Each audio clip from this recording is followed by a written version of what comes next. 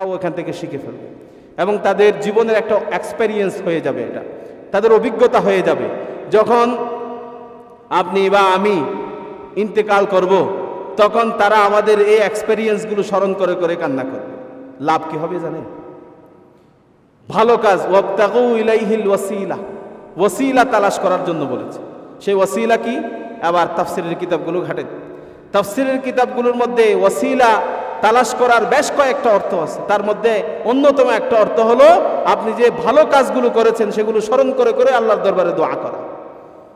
আল্লাহ, আমি অমুক কাজটা করেছি, অমুক কাজের উসিলায় আমার জিন্দগির গুনাহগুলো ক্ষমা করে দাও। আল্লাহ, আমি অমুক কাজটা করেছি, অমুক কাজের উসিলায় আমার জিন্দগির গুনাহগুলো ক্ষমা করে দাও। বুখারী শরীফের সে হাদিসের কথা হয়তো আপনাদের মনে আছে।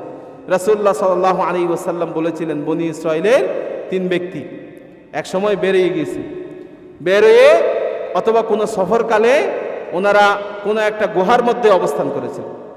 হঠাৎ করে বৃষ্টি শুরু হওয়ার কারণে অথবা বাতাস শুরু হওয়ার কারণে কি হয়েছে, গুহার মুখে বিশাল একটা পাথর এসে পুরা গুহার মুখ বন্ধ হয়ে গিয়েছে।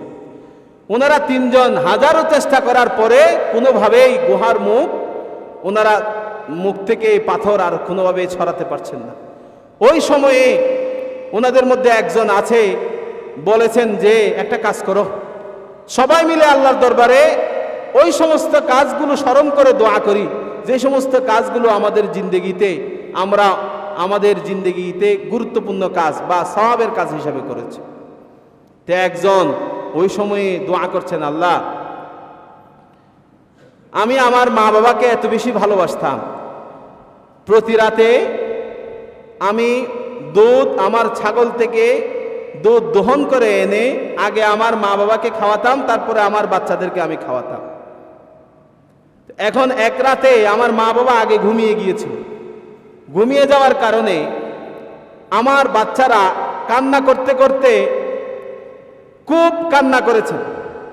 তারপরেও আমার মা বাবাকে আগে যতক্ষণ আমি দুধ খাওয়াচ্ছি না ততক্ষণ পর্যন্ত আমার বাচ্চাদেরকে আমি দেইনি। আমার মা বাবা, এই যে আমার মা বাবাকে আমি খেদমত করেছি, আমার মা বাবার এত সেবা করেছি, এটা যদি ভালো কাজ হয়ে থাকে, এটা যদি তুমি আল্লাহর দরবার তুমি আল্লাহ তোমার দরবারে তুমি কবুল করে থাকো, এটার উসিলাই আমার আজকে মুক্তি দান করো, এই গুহার মুখ থেকে এই পাথরটাকে তুমি সরিয়ে দাও। হঠাৎ করে তিনি দেখেছেন দোয়া শেষ হয়েছে, পাথরটা গুহার মুখ থেকে একটু করে সরে গিয়েছেন। সুবহানাল্লাহ। 2 নম্বরে দোয়া করেছেন আরেকজন যে, আল্লাহ, আমার চাচাতো বোন আমার কাছে খুব কষ্টের মধ্যে পড়ে ঋণ চাইতে এসেছিল। এখন আমি তারে প্রস্তাব দিয়েছিলাম আমি তোমাকে ঋণ দিব, তবে আমার সাথে খারাপ কাজ করতে হবে, অবৈধ কাজ করতে হবে। আমার চাচাতো বোন কোনোভাবেই রাজি হচ্ছিল না। অবশেষে তার টাকা খুব বেশি প্রয়োজন হচ্ছিল, টাকার কারণে সে রাজি হয়ে গিয়েছিল। তখন আমরা 2 জন মিলে অবৈধ কাজ করার জন্য একটা জায়গায় গিয়েছিলাম। যেই সময়ে আমরা অবৈধ কাজে মেলামেশা করব, এই সময়ে আমি এবং আমার চাচাতো বোনের দূরত্ব ছিল মাত্র 1 বিগতের মতো। সেই 1 বিগত জায়গা বাকি থাকতে আমার চাচাতো বোন বলেছিল, ইয়া আব্দাল্লাহ ইত্তাকুল্লাহ, হে আল্লাহর বান্দা, তুমি আল্লাহকে ভয় করো। এই কথা বলার সাথে সাথে আমার অন্তরের ভেতরে তোমার ভয় চলে আসছে, আমি ওই অবস্থা থেকে ফিরে এসেছি। সুবহানাল্লাহ। আল্লাহ, তুমি যদি আমার এই কাজটাকে কবুল করো তাহলে আজকে আমাকে মুক্তি দান করো। সাথে সাথে গুহার মুখ থেকে পাথরটা আরেকটু সরে গিয়েছে। এখন দেখেন তো 2টা কথা।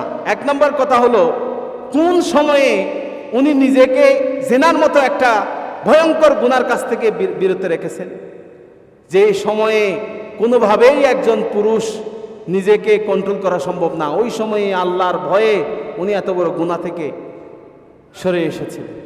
তার মানে আপনি যখন কোনো ভালো কাজ করে আল্লাহর দরবারে আপনি দোয়া করবেন, এই ভালো কাজের উসিলায় আল্লাহ তাআলা আপনার জিন্দেগিতে যাহা আপনি চাইবেন তাহা আল্লাহ তাআলা দান করবেন। এই জন্য বলি সুবহানাল্লাহ।